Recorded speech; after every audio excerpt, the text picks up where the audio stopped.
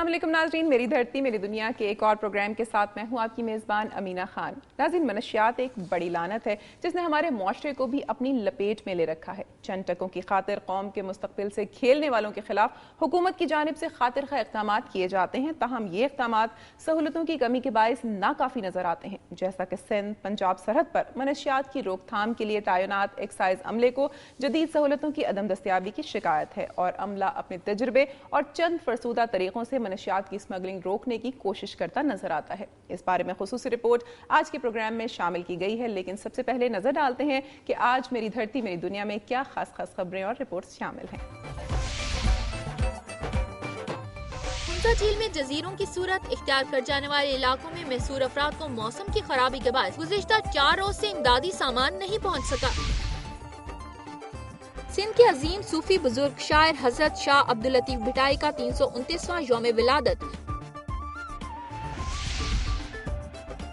پاک پتن میں جعلی دودھ تیار کرنے والی فیکٹری پکڑی گئی، کیمیکل اور آلات برآمد، ایک ملزم گرفتار۔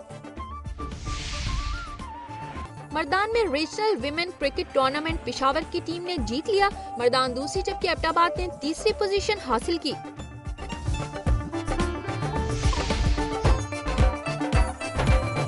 آج میری دھرتی میری دنیا میں پیش کی جانے والی خاص خبروں اور رپورٹس کی ایک جھلک آپ نے ملاحظہ کی، اب خبریں تفصیل کے ساتھ۔ ہنزا جھیل میں جزیروں کی صورت اختیار کر جانے والے علاقوں میں محصور افراد کو موسم کی خرابی کے باعث گزشتہ 4 روز سے امدادی سامان نہیں پہنچ سکا۔ ذرائع کے مطابق ہنزا میں موسم کی خرابی کے باعث ہیلی سروس گزشتہ 4 دن سے معطل ہے، جس کے باعث متاثرہ علاقوں میں اشیاء خوردنوش کی قلت پیدا ہو رہی ہے۔ ذرائع نے بتایا کہ ہنزا جھیل میں کشتی سروس دوبارہ شروع کرنے پر غور کیا جا رہا ہے۔ دوسری جانب جھیل میں پانی کی آمد اور اخراج برابر ہونے کے بعد پانی کی سطح برقرار ہے۔ پاک پتن میں جعلی دودھ کی فیکٹری پکڑی گئی، بھاری مقدار میں کیمیکل، تیل اور آلات برآمد کر کے ایک ملزم کو گرفتار کر لیا گیا۔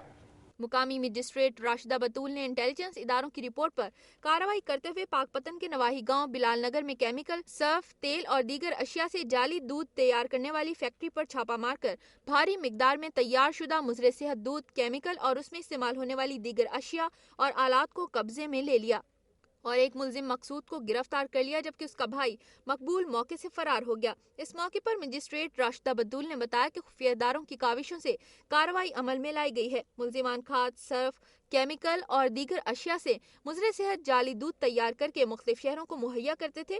اس سلسلے میں ایک شخص کو سامان برآمد کر کے پولیس کے حوالے کر دیا گیا ہے، ان کے خلاف ضابطے کے تحت کارروائی عمل میں لائی جائے گی۔ مردان میں regional women cricket tournament Peshawar کی ٹیم نے جیت لیا، مردان نے دوسری جبکہ ایبٹ آباد نے تیسری پوزیشن حاصل کر لی۔ گورنمنٹ گرلز کالج مردان میں تینوں اضلاع کی ٹیموں کے درمیان مقابلے منعقد ہوئے۔ کرکٹ کا پہلا میچ مردان اور پشاور کی ٹیموں کے درمیان کھیلا گیا۔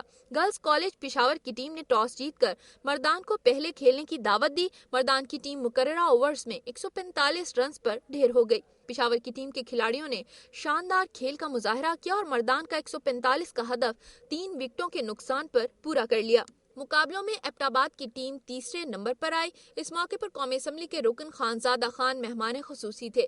اس موقع پر مسز گلنار نے کھیلوں کی سرگرمیوں کے حوالے سے تقریب کے شرکاء کو آگاہ کیا اور کہا کہ کھیلوں کے میدان میں بھی خواتین مردوں سے پیچھے نہیں ہیں اور خواتین کھلاڑیوں میں بھی ٹیلنٹ موجود ہے۔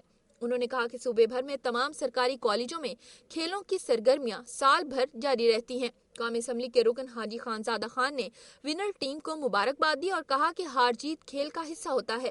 انہوں نے کہا کہ کھیل کود جسمانی اور ذہنی نشو و نما کے لیے انتہائی ضروری ہوتے ہیں۔ حاجی خانزادہ خان کا کہنا تھا کہ خواتین میں کھیلوں کی طرف رجحان مثبت سوچ ہے اور موجودہ حکومت خواتین کھلاڑیوں کی بھرپور حوصلہ افزائی کرے گی۔ قومی اسمبلی کی رکن نے ونر ٹیم کی کپتان کو ٹرافی دی، جبکہ دیگر کھلاڑیوں میں بھی انعامات تقسیم کیے گئے۔ بدین میں زمیندار کی مبینہ نجی جیل پر گولارچی پولیس نے چھاپہ مار کر خواتین اور بچوں سمیت 17 کسان بازیاب کرا کے عدالت میں پیش کر دیے۔ بازیاب کسانوں کو گولارچی پولیس اسٹیشن اور بعد میں سیشن کورٹ بدین لے جایا گیا، جہاں پر سیشن جج نے کسانوں کو آزاد کر دیا۔ دوسری جانب زمیندار رب ڈینو جمالی نے دنیا نیوز سے بات کرتے ہوئے کہا کہ کسانوں نے ڈرامہ رچایا ہے، ان پر قرضہ ہے، جب ان سے قرضہ مانگا تو وہ نجی جیل کا ڈرامہ رچا کر اسے بدنام کر رہے ہیں، لہٰذا اس کا قرضہ واپس دلا کر انصاف کیا جائے۔ عشر و زکوٰۃ کمیٹی ضلع کشمور کی تقریب میں لاکھوں روپے کی امداد مستحقین میں تقسیم کی گئی۔ تقریب غوث پور ہائی اسکول میں منعقد کی گئی۔ सिंध के चेयरमैन ज़कात कौंसिल रिटायर्ड जस्टिस जाहिद कुर्बान अलवी, पीपल्स पार्टी के MNA गुल मोहम्मद जखरानी, जिलाई चेयरमैन सैयद बशीर शाह ने 45 लाख गुजारा अलाउंस, 16.5 लाख तलबा की स्कॉलर, 5,52,000 सेहत, 7,40,000 मुकामी अशर ज़कात कमेटियों के चेयरमैन को और दीगर मद में 80 लाख रुपए तकसीम किए। जबकि इस मौके पर सूबाई चेयरमैन ने एक कंप्यूटर सेट जिलाई चेयरमैन को दफ्तर के लिए फराहम किया। इस मौके पर गुल मोहम्मद जाखरानी, सैयद बशीर अहमद शाह, सैयद गफ्फार शाह और दीगर मुकर्ररीन ने खिताब करते हुए कहा कि पीपल्स पार्टी का मंशूर और प्रोग्राम गरीबों की हमदर्दी है। इस प्रोग्राम पर अमल करते हुए मुस्तहकीन में ज़कात तकसीम कर रहे हैं। उन्होंने ऐलान किया कि अगर किसी के साथ ज्यादती की गई तो बर्दाश्त न करेंगे। लोगों को चाहिए कि वो किसी भी किस्म की बेकायदगी की निशानदही करें। सक्खर में बासर जमींदार ने गरीब किसान पर कुत्ता छोड़ दिया।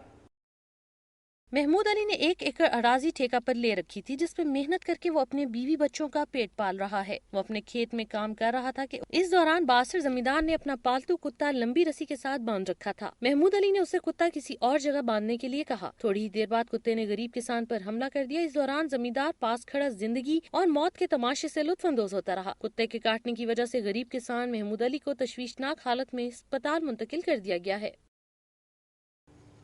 सूबाई वज़ीर कानून मोहम्मद अयाज सोमरू ने कहा है कि पाकिस्तान का बानी भी एक वकील था, मुल्क को आइन देने वाला भी एक वकील था। वकला और मीडिया की काविशों से आज अदलिया आज़ाद है। जैकबाबाद बार कौंसिल की बिल्डिंग के इफ्तिताह के बाद वकला को खिताब करते हुए उन्होंने मजीद कहा कि पाकिस्तान के बानी कायद-ए-आज़म मोहम्मद अली जिन्ना भी एक वकील थे, जिसने मुल्क को आइन दिया। कायद अवाम जुल्फकार अली भुट्टो भी एक वकील थे। आज जमहूरियत की बहाली के लिए भी वकला ही कुर्बानियां दे रहे हैं। सूबाई वजीर ने बार कौंसिल की बिल्डिंग के लिए 26 लाख, लाइब्रेरी के लिए 1 लाख, जैकबाबाद, शिकारपुर और कंदकोट को 5-5 लाख रुपए की ग्रांट देने का ऐलान भी किया। अयाज सोमरू ने मजीद कहा कि पंजाब के चीफ मिनिस्टर के कहने पर जज मुकर्रर किए गए हैं, मगर सिंध के वजीर आला से पूछने की भी जहमत नहीं की जाती। आगाज हकूक बलोचिस्तान के तहत बलोचिस्तान का डोमिसाइल रखने वाले तमाम बेरोजगारों को रोजगार फराहम किया जाएगा और आज तक बलोचिस्तान में 14,000 नौकरियां फराहम की गई हैं।